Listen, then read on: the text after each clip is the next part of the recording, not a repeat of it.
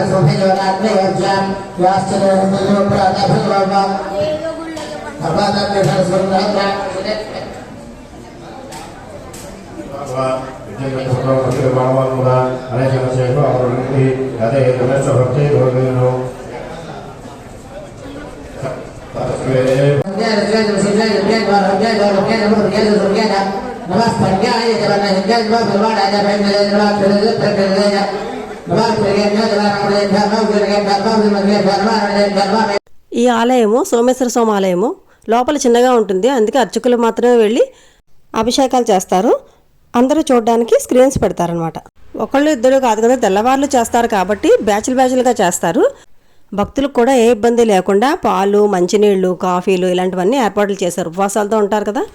అభిషేకానికి భక్తులందరూ తెస్తారు కదా, పాలు, తేనె, పెరుగు, నెయ్యి ఇవన్నీ కూడా వాటితోనే చేస్తారు.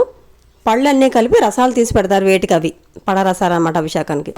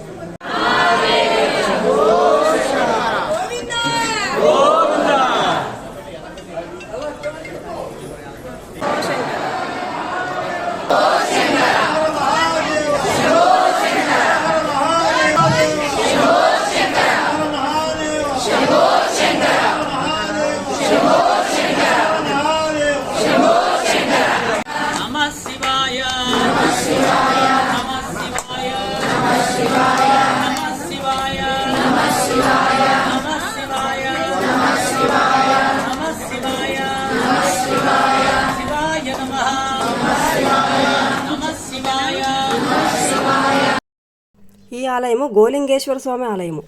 ఇక్కడ నంది కూడా చాలా పెద్దగా ఉంటుంది. శివలింగం కూడా చాలా పెద్దగా ఉంటుంది.